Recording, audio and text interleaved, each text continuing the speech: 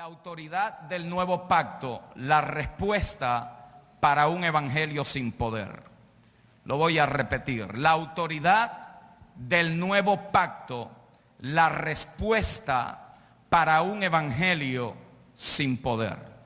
Hace una semana estaba en México, Distrito Federal, y mientras terminaba la conferencia que estaba impartiendo, en la conclusión de mi ponencia hice esta declaración: la mayoría de los evangélicos nunca han escuchado el verdadero evangelio. Escuche bien, la mayoría de los evangélicos nunca han escuchado el verdadero evangelio.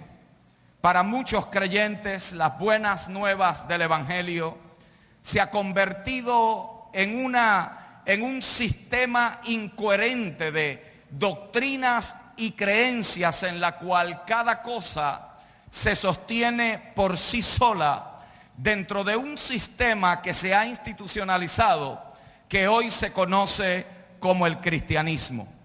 En este modelo de cosas, en este escenario de la vida, el creyente puede creer que Dios creó el universo, pero no sabe cómo se relaciona a la salvación. Para muchos, la salvación es un acto del amor de Dios, pero no saben cómo se relaciona a un acto previo que ya Dios se había propuesto en sí mismo. Para otros, la fe es un misterio. Nos sorprendemos de la autoridad con la cual muchos personajes de la Escritura hablaban, y en muchas ocasiones nos preguntamos cuál será el secreto, dónde estará la clave, cuál será las cosas o cuáles serán las cosas que le dan sentido y conectan una cosa con la otra. En la mayoría de los casos desconocemos también que ellos estaban hablando por causa de la autoridad que le confería el pacto previo que ya Dios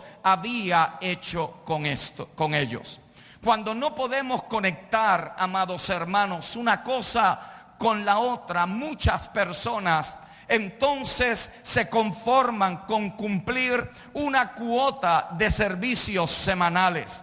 Intentan leer la palabra, intentan tener una vida de oración, intentan ser fieles a lo que ellos creen y en muchas ocasiones a las exigencias que se les establecen para que puedan de alguna manera sentir que están en lo correcto y que están viviendo la fe en nuestro Señor Jesucristo. La realidad del asunto es que cuando esta gente se somete y se sujeta a este tipo de prácticas, su concentración máxima en la mayoría de los casos no está en lo que ha sucedido en su espíritu, sino en cómo mantener el sistema físico en la cual ellos están operando. Las reuniones de oración, las vigilias para buscar el poder de Dios, el ayuno para podernos santificar, se convierten para esta gente el medio por el cual ellos validan su fe y de alguna manera u otra sienten cierta satisfacción. La realidad, mis amados hermanos, es que la versión del evangelio de muchas personas no es otra cosa que una filosofía de superación personal y no el poder del evangelio para la salvación. Cuando el evangelio de Cristo no está fundamentado en el nuevo pacto, las consecuencias pueden ser fatales y las preguntas que se tienen que responder en la vida pueden ser complicadas. Preguntas como ¿qué es el evangelio? Si lo que nosotros creemos del evangelio no es el poder de Dios para salvación, entonces tenemos que preguntarnos si verdaderamente hemos comprendido el evangelio.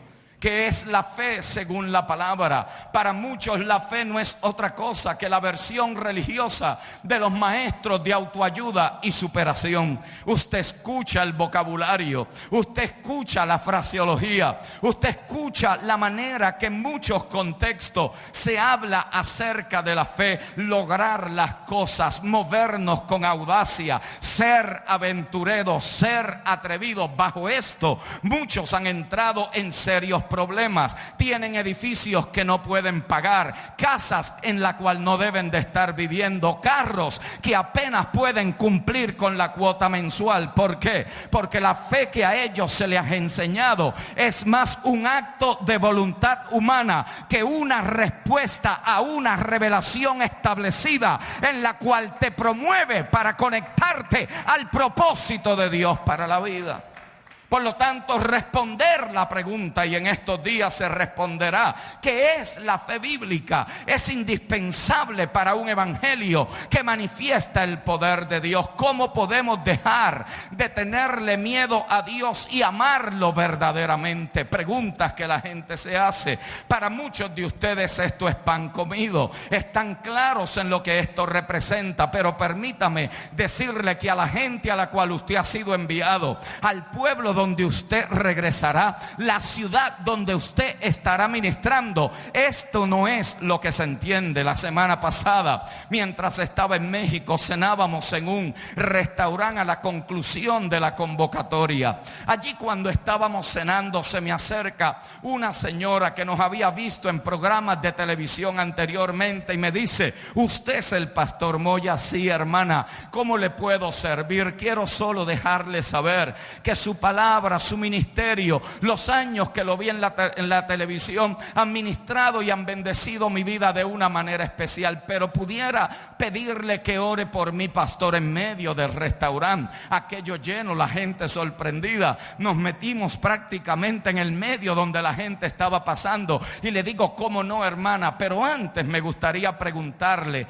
¿por qué usted desea que yo ore en este momento? Y me dice: bueno, pastor, fíjese que hace una semana perdí a mi hijo, y yo quisiera pedirle que por favor usted ore a Dios para que Dios me quite este sentimiento de tristeza, porque creo que le estoy fallando a Dios por estar sintiendo la ausencia de mi hijo. Para usted quizás parece poca cosa, pero por favor piense en las implicaciones que esta inquietud tiene. Piense en la cantidad de personas que usted, como ministro en la congregación, tiene que traerle respuesta a las preguntas de carácter existencial de la gente. Yo le dije: mi amada hermana, usted me disculpa, pero yo no puedo orar por tal cosa. Sería injusto que Dios le quite el sentimiento de madre por usted, creer que Dios de alguna manera está desilusionado con usted porque usted siente la ausencia de su hijo. El Dios de la Biblia, el Dios que te ha ofrecido salvación, no es el Dios que se desilusiona con lo suyo. Es el Dios que se relaciona a una dimensión al punto de que Él entiende perfectamente lo que usted está viviendo, porque Él tuvo que entregar al suyo para que usted y yo pudiéramos ser salvos por Él. La señora abrió los ojos y me dice: entonces usted me está diciendo que Dios no está desilusionado conmigo porque de alguna manera u otra yo no le estoy mostrando a Él una verdadera fe porque siento la ausencia de mi hijo. Yo le dije: exactamente, hermana. Los creyentes no estamos inmunes a las realidades de la vida. En sí, el evangelio es poderoso porque se encarna en la realidad de la existencia humana. Si el evangelio se hubiera mantenido de lejos, si el evangelio se hubiera mantenido como una experiencia mística, entonces fuera una filosofía más de superación. Pero en el evangelio la encarnación le da sentido a que Dios se quiso identificar con nosotros de tal manera que se hizo como uno de nosotros para podernos llevar a la estación y al lugar que Él se había propuesto.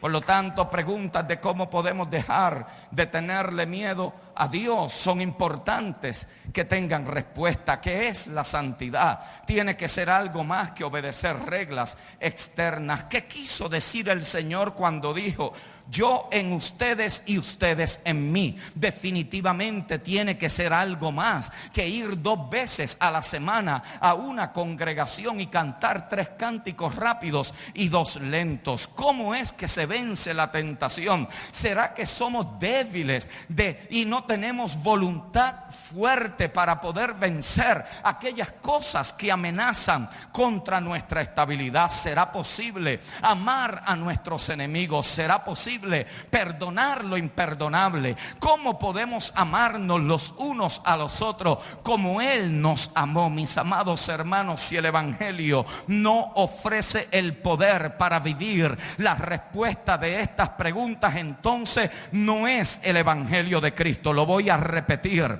Si el Evangelio que nosotros tenemos no tiene respuesta a estas preguntas, y lo que hice fue un micro resumen de lo que esto podría representar. Si este Evangelio nuestro no resuelve esos asuntos, no nos imparte el poder para superarlo, no nos hace caminar en una dimensión de vida superior, permítame decirle, entonces lo que tenemos nosotros, por mejor que lo podamos poner, es una imitación barata de un tesoro que no tiene precio. Alguien aquí debería de decirle amén a eso. Dios no te llamó al Evangelio para que sobreviviera mientras estás aquí en la vida. Él te llamó para que gobernaras con Él en vida y pudiéramos manifestar y cumplir la razón de nuestra existencia. Tratar de buscar respuestas a estas preguntas y muchas más sin una revelación y entendimiento del nuevo pacto puede ser fatal para la vida. Permítame ilustrarlo de esta manera. Se cuenta la historia de un joven que nunca había tenido una moto. Su único medio de transportación había sido una bicicleta. Un buen día alguien le regaló una moto, pero nadie le explicó cómo trabajaba o lo que él tenía que hacer para mantenerla funcionando, y tampoco le dijeron las instrucciones para operarla correctamente. El joven, entusiasmado con su nuevo regalo, se puso su casco, se puso la ropa apropiada y se dispuso a disfrutar la experiencia de llegar a los lugares que él frecuentaba en su bicicleta, pero ahora estaría llegando en su nueva motora. Ya no era necesario pedalear en contra del viento. Ya no era necesario llegar a los lugares sudados y extenuados. No, ahora él llegaría en su nueva moto y llegaría de una manera mucho más fácil. El asunto es que al segundo día la moto no encendía. Frustrado y confundido se preguntaba qué podría estar mal. Como la moto no le trabajaba, decidió empujarla.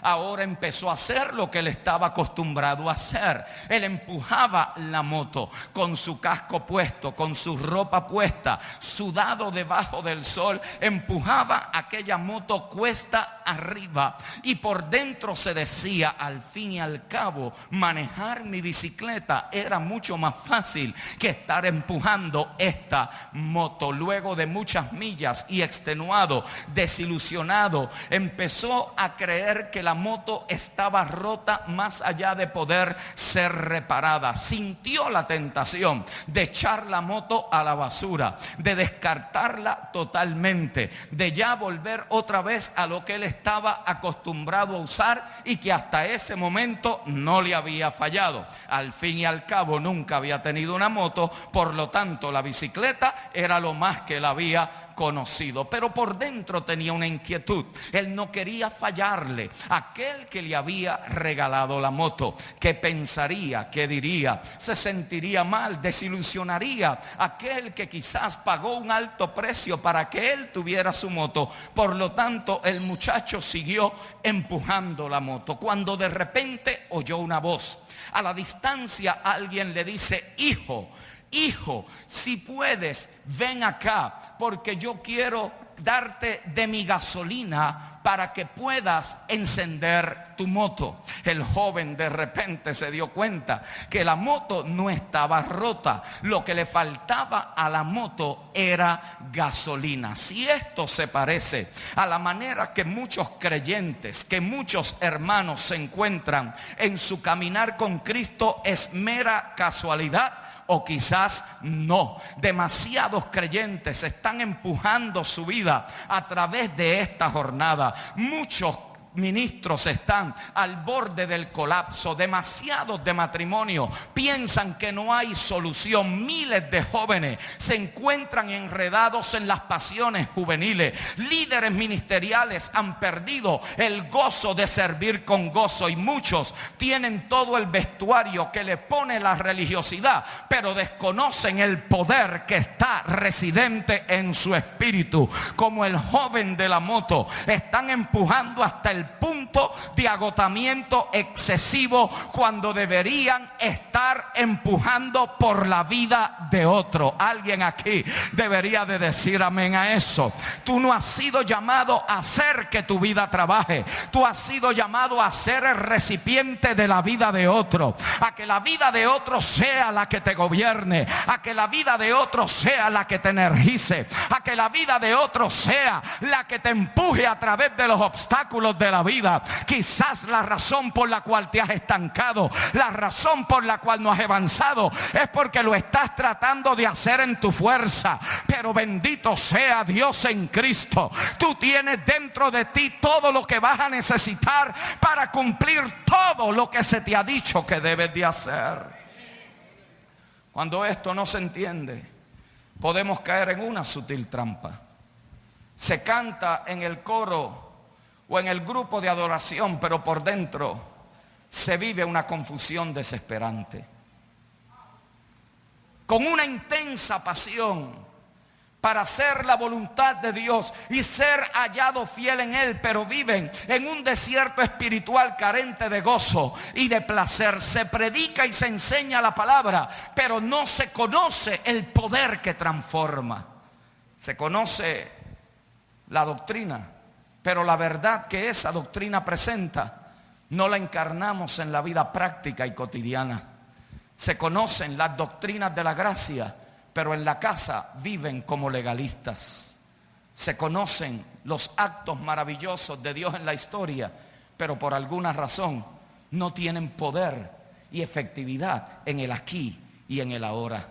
La salvación para muchos se ve como un escape del infierno y la póliza de seguros que garantiza que no pasarán por la gran tribulación. Amados hermanos, si el evangelio no funciona en el aquí y en el ahora, está muy lejos de ser el evangelio que proclama el nuevo pacto con Dios en Cristo. La pregunta no es si sabemos lo que la Biblia dice. La pregunta es si sabemos por qué la Biblia lo dice. Lo voy a repetir.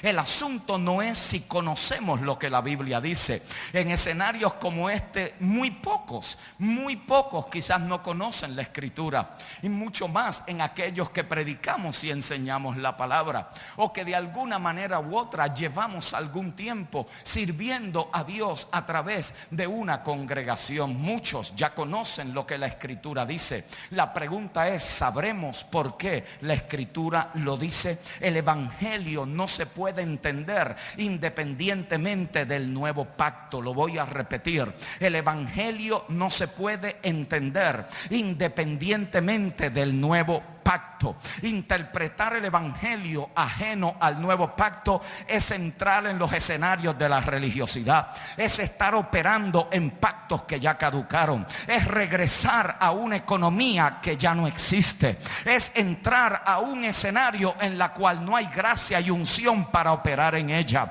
es volver y regresar a un orden que ya Dios ha caducado. Pero si el evangelio lo experimentamos a la luz de lo lo que el nuevo pacto representa, óyeme bien, será imposible que no puedas caminar en la autoridad y en el poder que ese pacto representa. Será imposible que no le encuentres respuesta a tus dilemas. Será imposible que no puedas tener la solución para las situaciones más complicadas. Si este evangelio no se interpreta según el nuevo pacto, tendremos vocabulario religioso, pero careceremos del poder que hace que la vida funcione.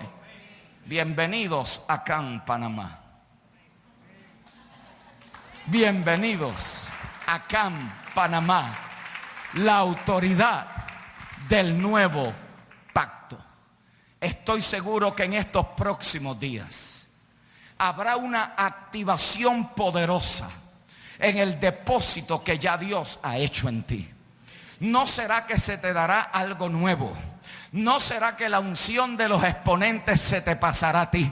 Es que se te activará aquello que ya está depositado. Óyeme bien. Se te activará aquello para lo cual te llamaron a la salvación. En ti se activará aquello que está depositado por causa de la vida indestructible e incorruptible que te gobierna. Prepárate para 3 días de impartición de la vida del Espíritu. Prepárate para una detonación en tu hombre interior que va a hacer que cosas que te habían perturbado hasta ahora sean parte de una historia pasada y no de una molestia presente. Yo he venido a declarar en esta noche que CAN 2014 en Panamá se convertirá en la plataforma sobre la cual reconstruirás muchas ruinas de las cuales en tu vida todavía no te has podido deshacer. Prepárate para lo nuevo en Dios. Prepárate para la gracia manifestada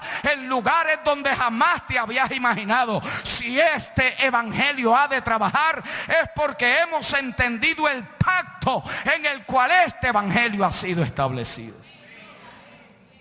El evangelio está fundamentado en el poder y en la autoridad del nuevo pacto. Para nosotros, amados hermanos, entender esto no es necesariamente fácil. Por ejemplo, hay palabras con las cuales nosotros estamos familiarizados, porque las leemos, de alguna manera u otra las repetimos, pero en ocasiones somos ignorantes, no conocemos, se nos escapa que donde esas palabras se dijeron en la Escritura, había un contexto, había una experiencia vivida y una cultura que apoyaba lo que allí se estaba diciendo. La audiencia original en la cual la Escritura se establece y se encarna era una cultura donde la palabra pacto era parte de lo que ellos hacían todos los días. Para la mente y experiencia occidental es casi desconocido. Nosotros este concepto de pacto no lo hemos entendido a la profundidad de cómo la Escritura lo presenta. Para nosotros el estar relacionados con términos como contratos, acuerdos y arreglos es más común que hablar acerca de pacto. Sin embargo, este concepto de pacto está fundamentado sobre muchas de las sociedades que operaron antes de nosotros. De hecho, toda la historia de la Escritura y los personajes que ocupan esta historia se movían y operaban dentro de una atmósfera de pactos. Para ellos eran tan normal como el aire que respiraban. Ellos sabían que toda relación estaba conectada de alguna manera u otra a un pacto, sea una relación entre naciones, sea una relación entre tribus, sea una relación entre individuos. Ellos sabían que de alguna manera u otra hubo un pacto en esa conexión. La unidad familiar para ellos se entendía como un pacto. Cada miembro estaba íntimamente ligado al otro con un profundo sentido de lealtad por causa del pacto. No era conveniencia, no era que era más fácil, era un profundo sentido de lealtad lo que causaba que esa familia se mantuviera, luchara en contra de, soportara, atravesara. No, ese no es el concepto de nosotros hoy. Aún entran al matrimonio hoy las personas haciendo los convenios de cómo se van a divorciar. Eso no es un pacto, aunque el sacerdote o el ministro digan que se están uniendo en pacto. Eso es más una relación de conveniencia. Mientras las partes estén satisfaciendo la necesidad del otro, ese acuerdo estará vigente. Pero si por alguna razón esas partes, alguna de ellas viola, entonces eso hay que disolverlo. Dios no mira la familia de esa manera. Por lo tanto, esta gente entendía que la lealtad era como resultado del pacto. La misma escritura está compuesta por dos documentos que definen el plan y la economía del reino de Dios, que se conocen como el antiguo pacto y el nuevo pacto. El antiguo pacto es el pacto que se hizo con Israel en el monte Sinaí a través de Moisés. Era el pacto de la ley, y este pacto estaba compuesto por un sistema complejo, complicadísimo. Los detalles son impresionantes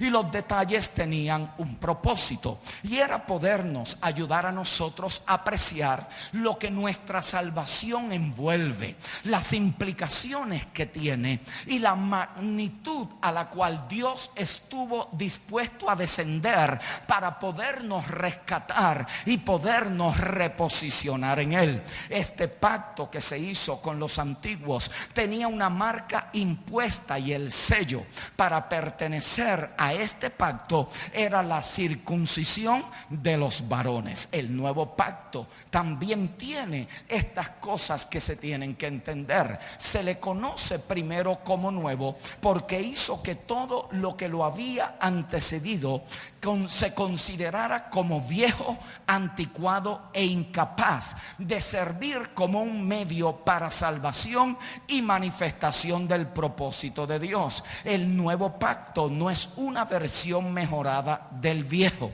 No es como los carros que en el próximo año sale el mismo modelo, pero ahora sale un poquito mejorado. El nuevo pacto no es así. El nuevo pacto es totalmente nuevo. ¿Por qué? Porque es una nueva clase que nunca se había pensado, que nadie se lo había imaginado y que se desconocía en relación a la vida y la experiencia. No tiene antecedente, no se había conocido, no había referencia previa. Este pacto es el que se efectúa por Jesús y es establecido en su sangre. Ser parte de este pacto también tiene un sello, y es el sello del Espíritu de Dios, quien escribe la ley del Espíritu de vida en el corazón y en los deseos de aquellos que pertenecen a Él. Él mismo se convierte en el poder y la autoridad de ese pacto. Lo voy a repetir. Él mismo se convierte en el poder y la autoridad de ese pacto por medio de su propia vida indestructible, la cual Él le imparte a los suyos y los empodera para que puedan vivir en la autoridad y en el poder que el pacto le confiere. En otras palabras, Él mismo se convierte en aquello que tú dices que tienes. Si dices que tienes autoridad en Él, es porque Él es la propia autoridad. Si dices que tienes poder, no es algo que tú produces, es alguien que te posee. Él es la razón por la cual el nuevo pacto puede operar en nosotros. En el español la palabra pacto viene de la palabra en el latín convenir, que literalmente significa unirnos o estar en acuerdo. La palabra en hebreo es berith, que significa atar o encadenar. Es una obligación que te vincula, es estar ligado, En la Escritura, la máxima expresión de amor y confianza que se hacía para definir, confirmar y establecer una relación estaba fundamentada en un pacto. Diga conmigo definir. Diga conmigo confirmar. Diga conmigo establecer.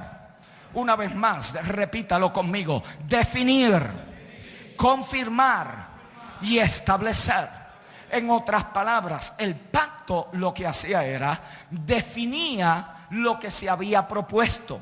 También se manifestaba cómo se iba a confirmar y se establecía la razón de por qué se estableció.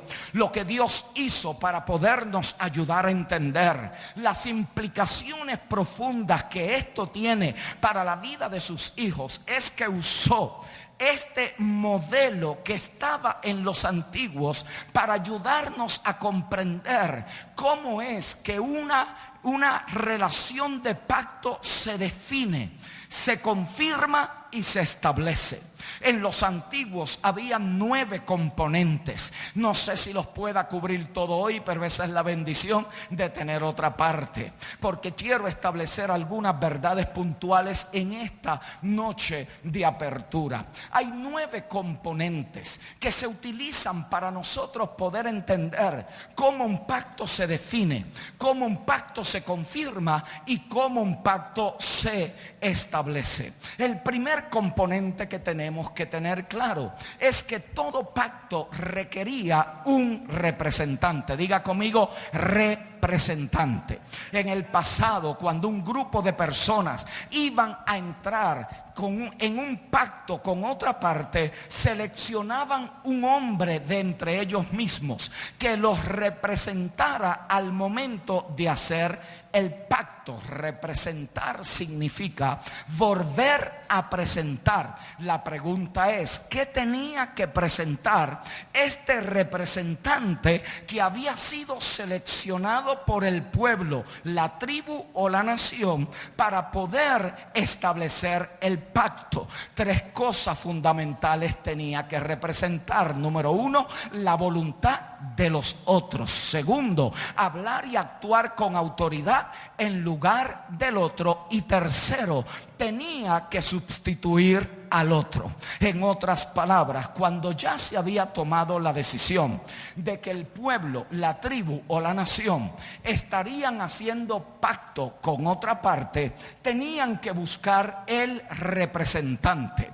Ese representante tenía que conocer la voluntad, pero no solamente conocía la voluntad de aquellos que lo enviaron a representarlo, sino que también tenía que hablar con autoridad y tenía que poder también sustituirlos. Para esto, el representante tenía que conocer las necesidades y los deseos de los que él representaba. Él tenía que representar el caso como ellos y por ellos con la otra parte que entraría en pacto. En otras palabras, el representante tenía que ser de la misma sangre y familia como los que él representaba.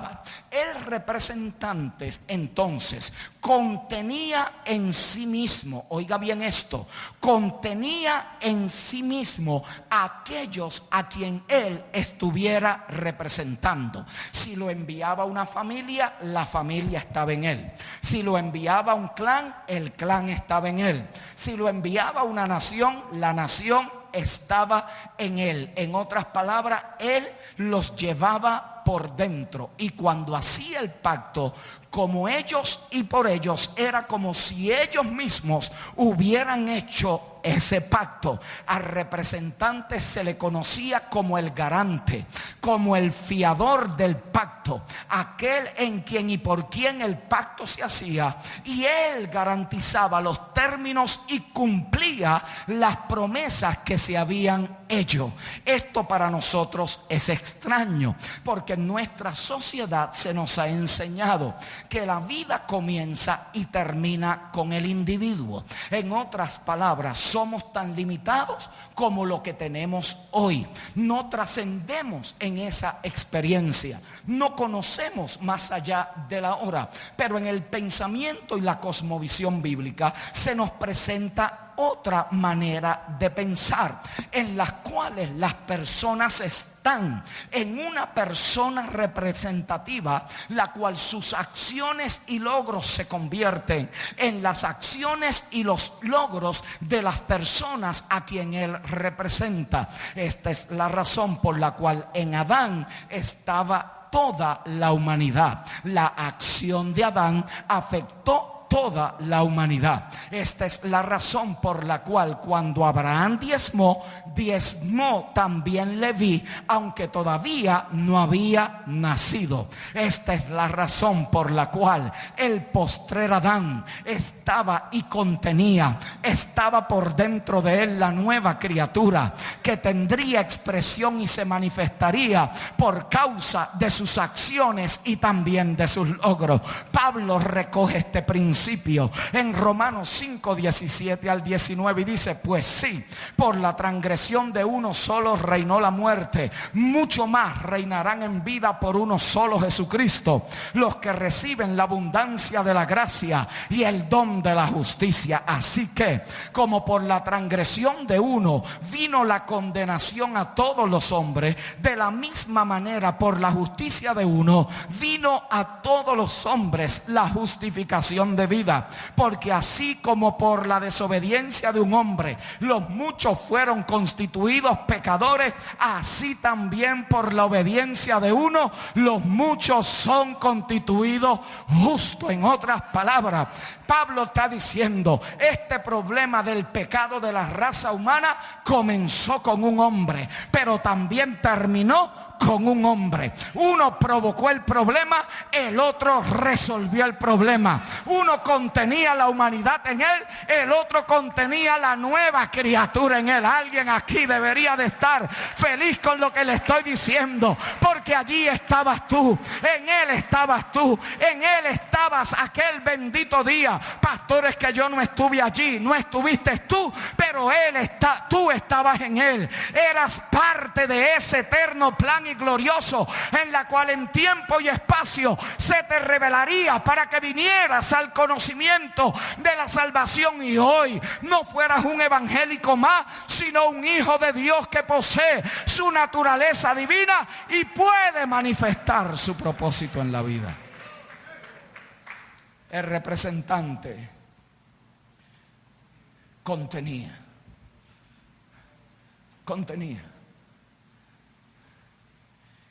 Y por causa de sus logros y de sus acciones, él entonces le imputaba a los otros como si los otros hubieran hecho lo mismo que él hizo.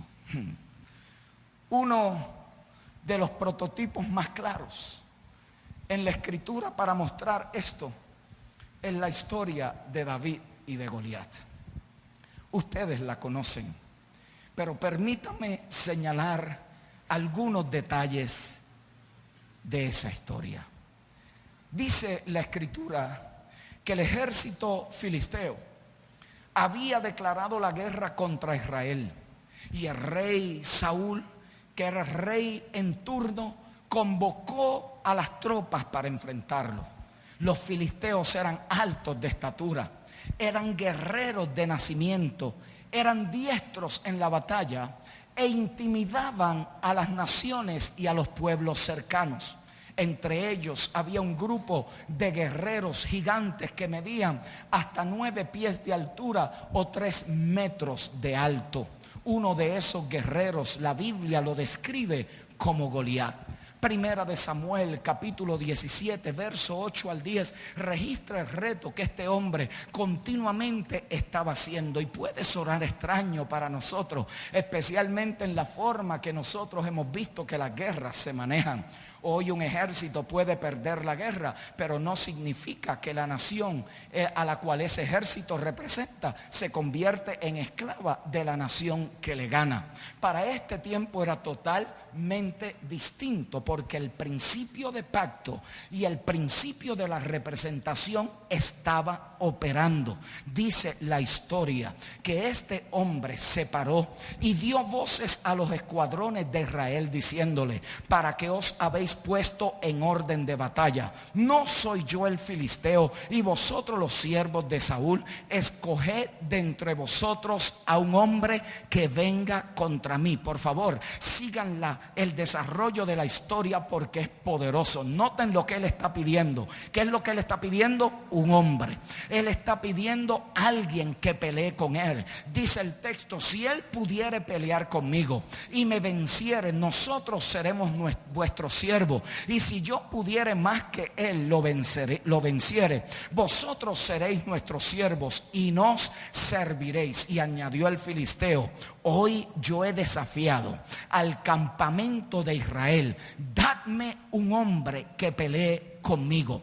Goliat estaba en ese momento representando a los filisteos. En otras palabras, él se había convertido en ellos. Toda la historia de los filisteos, toda la historia de las familias, todo lo que ellos representaban, todo lo que ellos componían, estaba contenida ahora en este hombre llamado Goliat. Lo que él está pidiendo es lo mismo: que Israel presente un representante, que salga alguien a poderlo enfrentar. Si él ganaba, la batalla terminaba, y si el otro ganaba, también la batalla terminaba. Todo el asunto sería resuelto en dos hombres que representaban ambos pueblos. Israel también tenía el hombre más alto, el que era de hombros hacia arriba, más alto que cualquier israelita. Pero este, diferente a Goliat, se metió en la cueva, no salía, se escondió en el campamento, y lo mejor que pudo hacer fue ofrecer una recompensa a aquel que se atreviera a enfrentar a este gigante que estaba retando los escuadrones del pueblo de Israel. Bueno, la recompensa era agradable. Se le estaba recompensando al que enfrentara al gigante con darle la mano de la hija del rey y no tener que pagar impuestos jamás en el reinado de Saúl. Esto era apelante. Sin embargo, a nadie se le encendió la llama de poder enfrentar a este gigante. Nadie salió, todos se quedaron en la tienda, todos estaban escondiditos. Pero también, a la misma vez que eso está pasando, en un pueblo llamado Belén, hay un hombre llamado Jesse con un muchachito que se quedó cuidando las ovejas de su padre. No tenía la edad para poder salir a la batalla y se tiene que quedar. De repente el papá lo llama para que fuera a ver cómo estaban sus hermanos, si le hiciera un encargadito, le pudiera llevar algunas galletitas, le pudiera dar algunos quesitos, y que en el camino de regreso le informara a su papá cómo estaban sus hijos en la batalla. Mientras él está equipando a este muchachito para que vaya allá donde están sus hermanos, habían pasado 6 semanas, 6 semanas de terror, 6 semanas de intimidación, 6 semanas donde todas las mañanas y todas las tardes salía el gigante a intimidar al pueblo de Israel. De repente aparece David y escucha por primera vez lo que este hombre está diciendo. Está intimidando al pueblo. Bueno, él se ofrece, pero no se le podía negar. No podía Saúl decir: tú no calificas. Sí, él calificaba porque él era ciudadano de Israel. Él era parte de esa familia. Él era parte de la nación. Por lo tanto, se le tuvo que dar el permiso para que representara al pueblo delante de la batalla. Por favor, miren este escenario en su mente. Allí está este gigante de 3 metros de alto, un hombre imponente. Usaban cascos que los hacía ver mucho más altos. Eran gente impresionante. La historia describe toda su armadura, indicándonos que lo que allí estaba sucediendo no era justo, no era compatible, estaba en desventaja. No había tal cosa como pareo,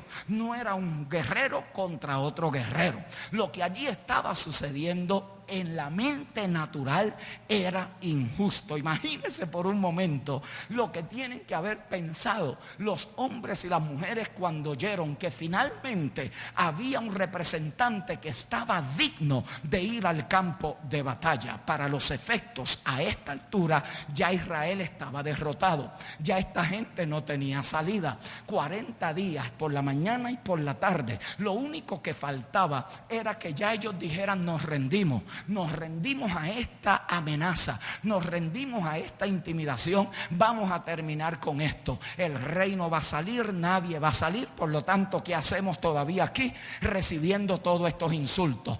Técnicamente el pueblo estaba derrotado, sin esperanza, perdido, y no había posibilidades de que esta gente pudiera enfrentar a este gigante. De repente aparece este muchachito que se había entrenado en los escenarios privados de la vida, donde nadie lo había aplaudido, donde nadie lo había reconocido, donde nadie lo había formado con su teología y le había impartido lo que él creía. No, este muchacho fue entrenado en el cuidado de las ovejas de su padre.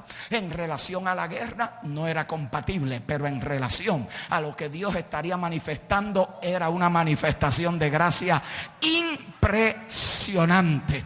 Allí estaba. De repente David se pone de pie, y antes de que Goliat llegara al campo de batalla, David había llegado primero que él. Esto me encanta, porque al momento que David dijo: yo voy, en el mismo momento se metió por dentro toda la nación. En el mismo momento representaba a niños, a jóvenes y ancianos.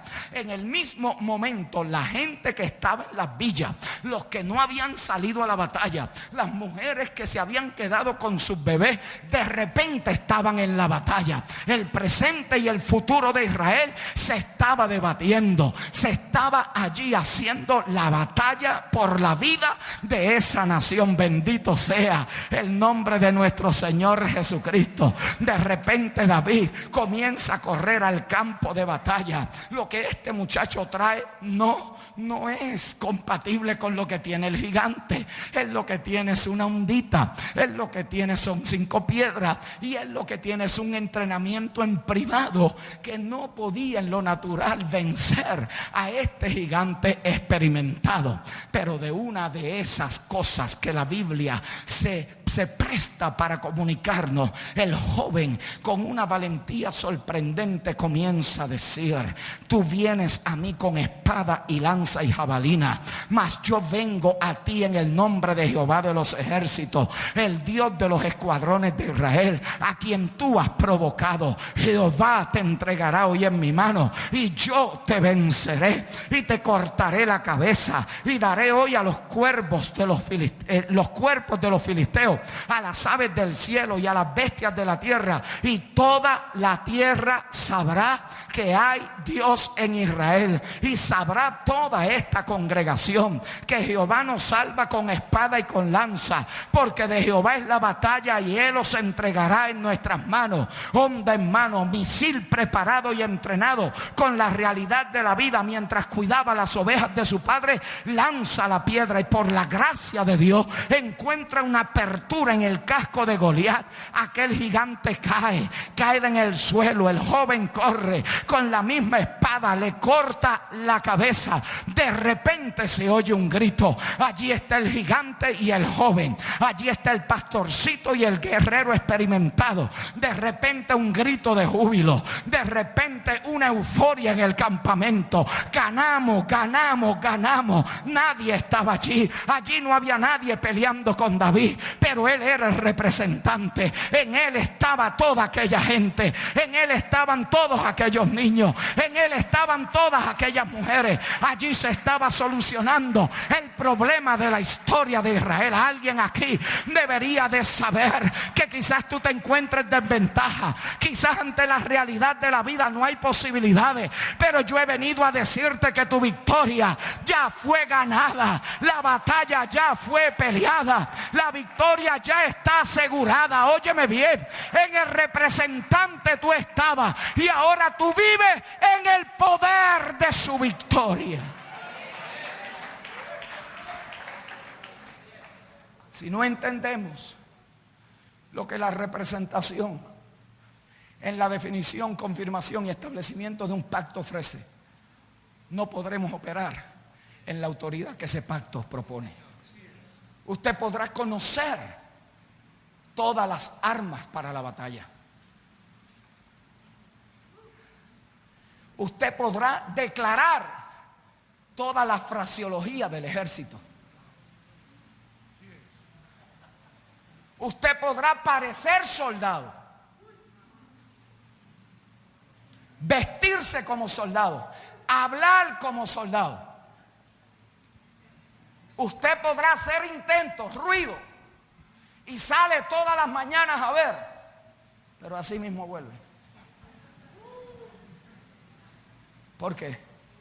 Porque hasta que no se nos revele. Y usted dice, pastor, yo sabía eso. Esa no es la pregunta, si lo sabías o no.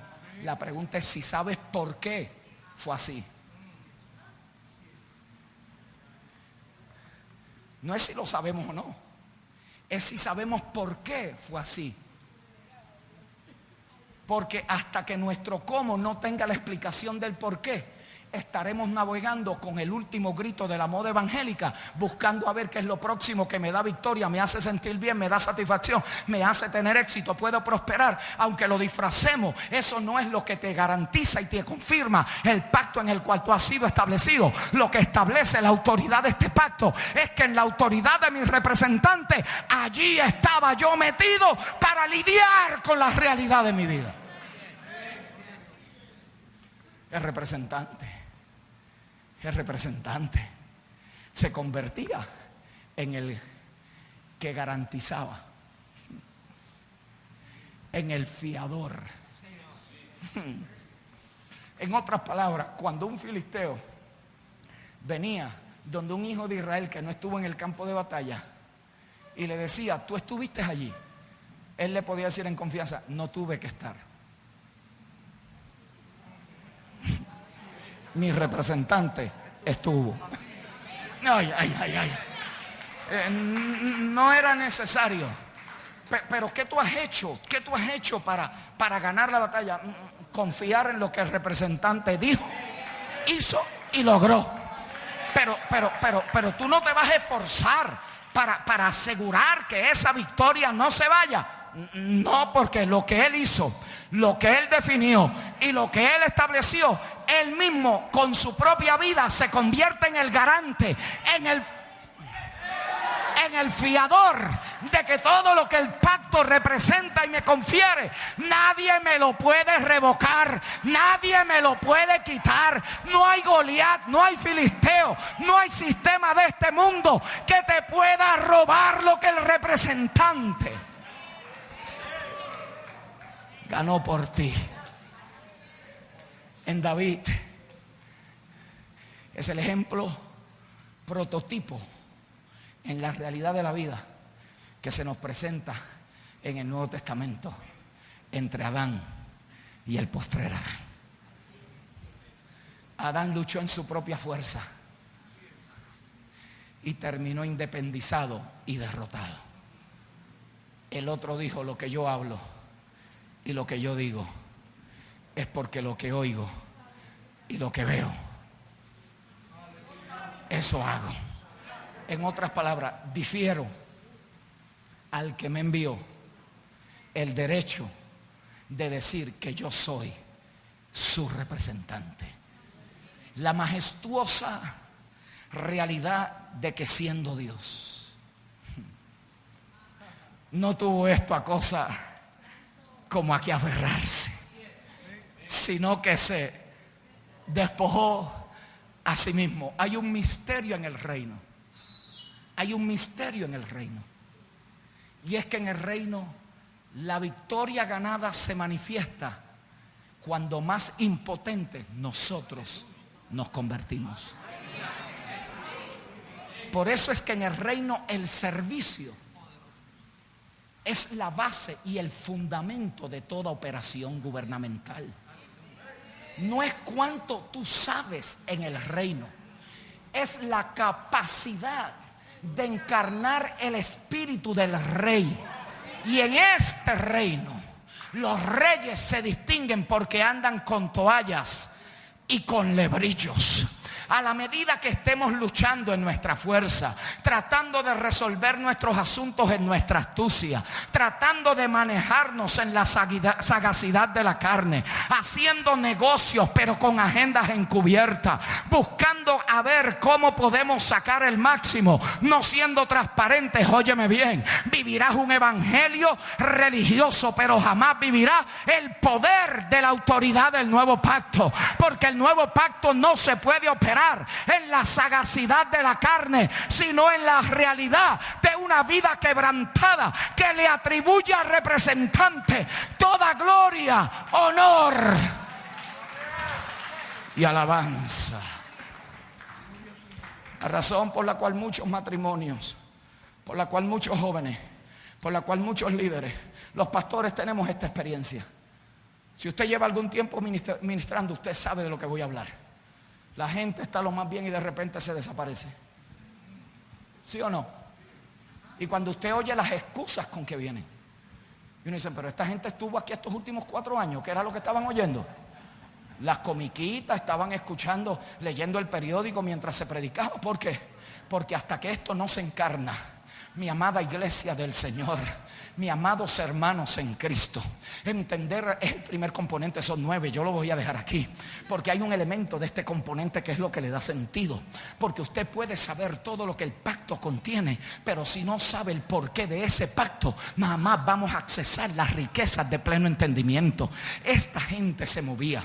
¿Cómo es posible que este muchachito, sin entrenamiento, sin capacidad de guerra, sin haber sido expuesto en el pasado, empieza a mostrar una confianza que a nosotros se nos hace como que poética, se nos hace como que de escuela bíblica, ¿no? Del gigante y la aplicación de la vida del que viene contra ti? Yo prediqué todo eso hasta que entendí lo que allí estaba sucediendo.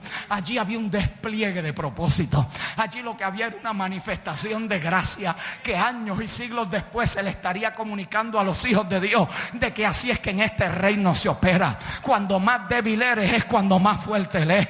Cuando más parece que estás perdiendo es cuando más estás ganando. Es la paradoja de este reino. Cuando tú te entregas la vida es que ganas la vida. Cuando a ti te ofenden y vas y das la segunda milla es que el reino se hace una realidad. Alguien aquí debería de decirle amén a eso. Este reino funciona dentro de otros códigos. Y entender lo que los antepasados comprendían. Es el paso 9, pero se lo voy a anticipar. Es la lealtad del Dios que hace pactos. En el hebreo se llama Gesed. No había que saberlo todo. Lo que había era que saber que Dios es fiel. Déjeme simplificárselo. David no tenía nada en que gloriarse, ¿o sí? Nada. David no tenía ningún resumen. Nadie podía recomendarlo para la guerra. Nadie podía hablar con él como que él había estado en su equipo y había derribado a todos los gigantes que él. Nadie podía dar una palabra de recomendación por este muchacho. Pero David vino con una confianza sorprendente. Tú vienes contra mí con espada y jabalina. En otras palabras, yo no podré venir contra ti con nada, pero yo vengo. Ve, porque uno de los componentes del pacto era el nombre de los que hacían el pacto.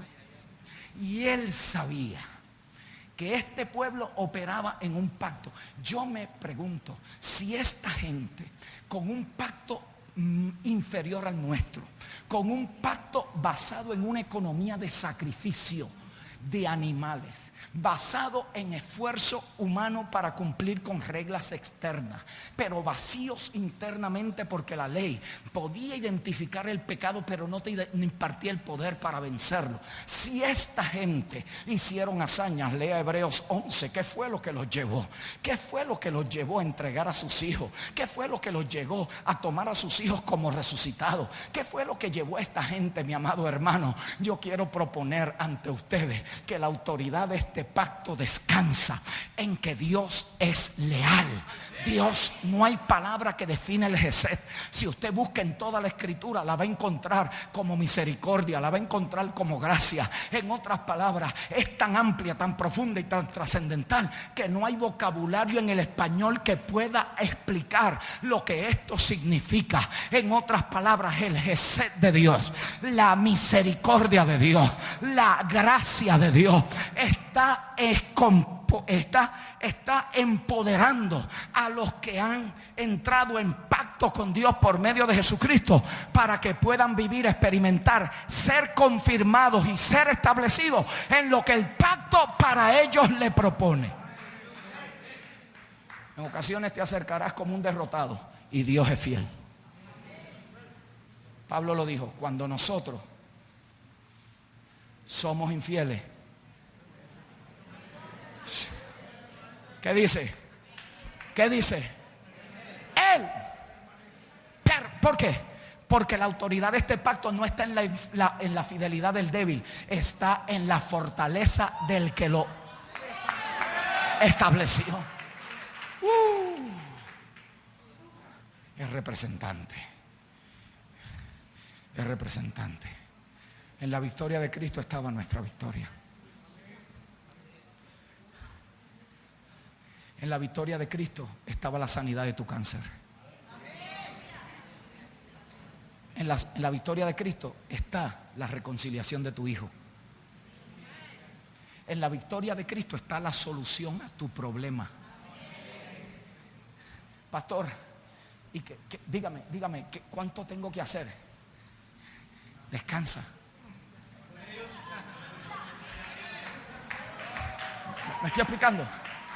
Descansa. Aquí es donde nuestro evangelio se nos complica. ¿Por qué? Porque todo problema nos produce ansiedad, todo problema nos produce tensión. La mayoría de nosotros vivimos dentro de esta experiencia de 3 horas en una reunión como si fuera una anestesia entre la realidad y la vida. Muchos vienen para poder escapar de la realidad que viven allá afuera, pero yo vengo con una palabra de Dios a establecer hoy en tu vida lo que este pacto y en la autoridad en la cual este pacto opera. Este pacto no opera en la sagacidad, fortaleza y astucia de aquellos que han entrado en pacto con él. Este pacto opera mientras más en descanso tú te encuentras, más potencia el pacto encuentra contigo, porque tú estás entrando al descanso. Tú estás entrando al descanso. Tú estás diciendo: mi representante vino, mi representante murió, mi representante fue sepultado, mi representante resucitó. Ay, yo tengo noticias para alguien aquí. Pablo dice: porque en él también nosotros morimos, también fuimos sepultados, también fuimos resucitados, pero aquí viene, pero también hemos sido glorificados. Descansa. Pastor, es que si usted supiera lo complicado que está mi vida, yo no te estoy diciendo que es fácil, yo lo que estoy diciendo es que ya otro fue. Ya otro fue y obtuvo el botín y obtuvo la victoria. Y como tú y yo estábamos en Él, con esto termino. Es como si tú y yo hubiéramos sido Él.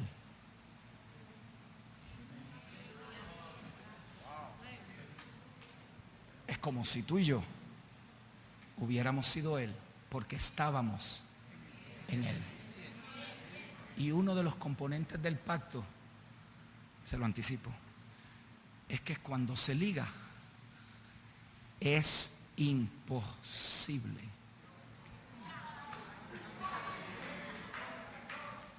y no es como el contrato nupcial, es imposible,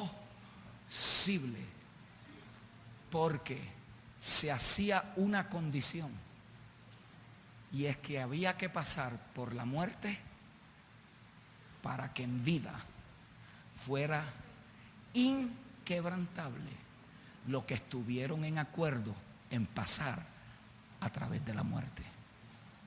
Por lo tanto, salían a una nueva vida en la cual la unión por medio de la sangre era inseparable. No hay forma de que te separes. No existe ni la muerte, ni la vida, ni los ángeles, ni los príncipes. Lo está viendo Pablo como judío, entendía las dimensiones de lo que es vivir en pacto. Nada,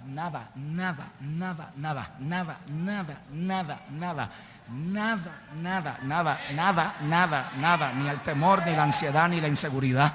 Pastores que me estoy divorciando, nada. Pastores que me han traicionado, nada. Pastores que si usted supiera lo que yo he sufrido en la vida, nada, absolutamente nada podrá separarte del amor de Dios que es en Cristo Jesús. Antes bien, Pablo decía, cuando yo veo toda esta grandeza de lo que es representante, por eso es que está en Romanos, que es el libro del contraste entre uno y el otro, cuando yo veo la magnitud de lo que aquí está, entonces ¿qué diremos a esto? Si Dios con nosotros,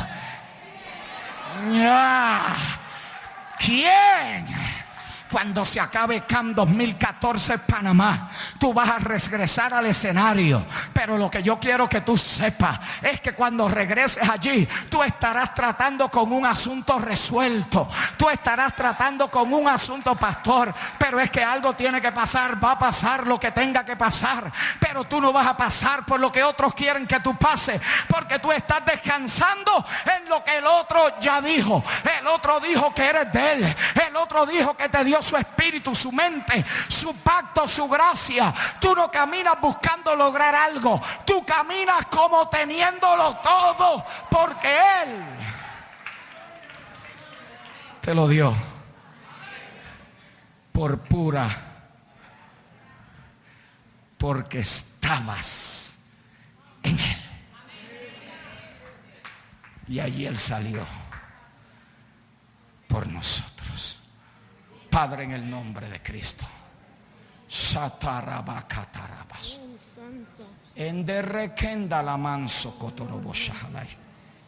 Espíritu de vida, que levantaste a Jesucristo de entre los muertos, vivifica este cuerpo mortal.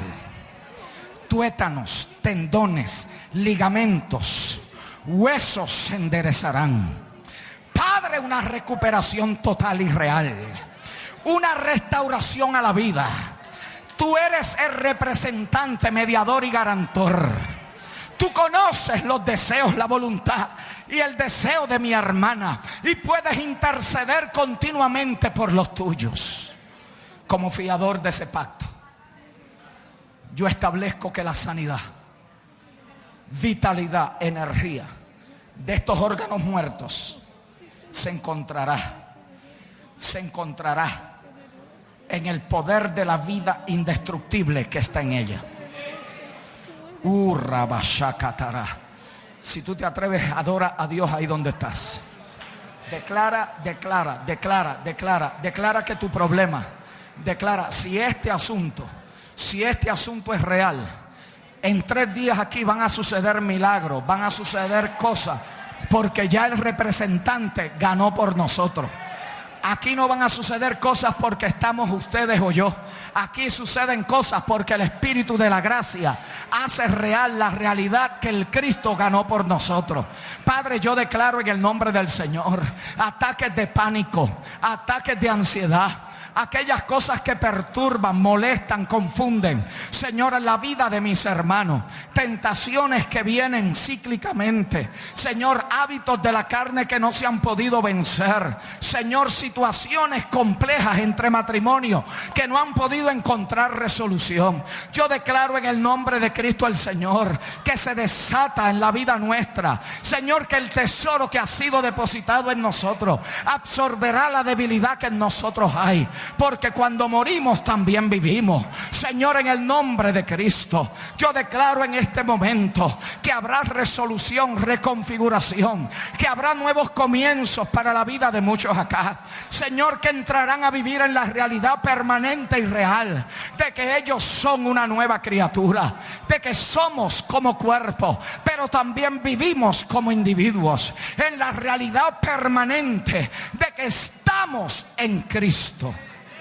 Yo declaro en el nombre del Señor que lo que Él dijo, que lo que Él logró y lo que Él definió para nosotros no será una doctrina más,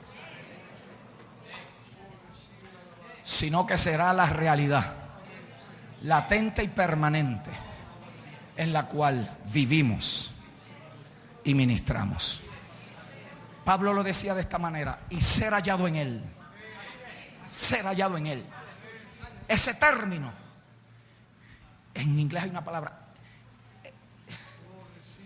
contiene todo lo que se puede llegar a anhelar para poder disfrutar de todo lo que otro ya logró. Ser hallado en Él. Y aun si fuera necesario, Pablo encontró que los padecimientos del otro también para él se convertirían en un deleite.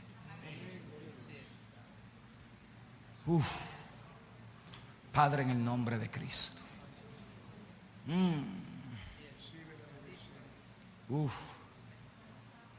Espíritu de verdad. Espíritu de verdad. Espíritu de verdad. Haz tu Gesed una realidad. Haz tu Gesed una verdad encarnada, encarnada, encarnada, encarnada, encarnada. Señor,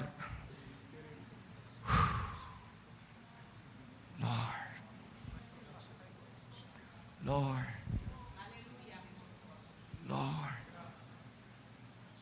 Lord.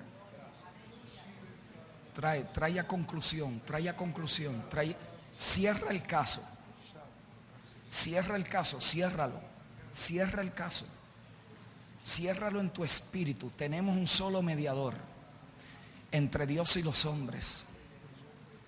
Son términos legales que expresan la legalidad sobre la cual el pacto está establecido y fundamentado. Pero si no entiendes el porqué, jamás podremos disfrutar de todos los beneficios. Padre, gracias. Gracias porque siendo Dios, en Cristo viniste y estabas en Cristo reconciliando al mundo contigo, no teniéndole en cuenta sus pecados. Señor, líbranos de pensar que el Evangelio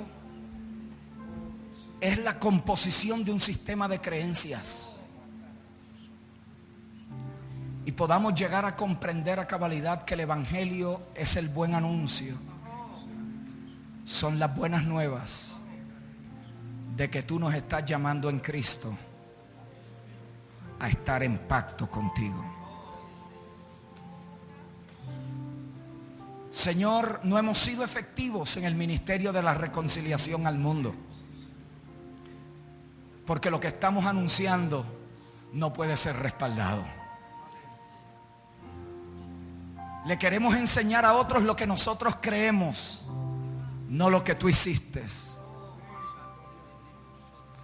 Líbranos como iglesia de estar buscando estrategias fundamentadas en astucia humana, buscando fórmulas para hacer crecer lo que tenemos. Líbranos de estar usando las armas de Goliat para poder operar en la fuerza de tu espíritu. Creceremos por la vida que poseemos, no por la astucia que tenemos. Maduraremos no por la cantidad de doctrinas que conozco, sino por la vida del Cristo que me gobierna. Será formado, será madurado en nosotros el carácter. Seremos irreconocibles a través de los años. Seremos irreconocibles. El hombre y la mujer que somos hoy, Señor, será absorbido en la realidad de la conformidad a la cual tú nos quieres formar en Cristo. Gracias, Padre. ¿Habrá en ti una alabanza en tus labios? La adoración de los antiguos estaba basada en el Gesed, en conocer la fidelidad de Dios. La fe de los antiguos no era una hazaña humana, era la respuesta a una revelación de lealtad. En otras palabras, se les reveló que lo que Dios dijo, lo cumpliría.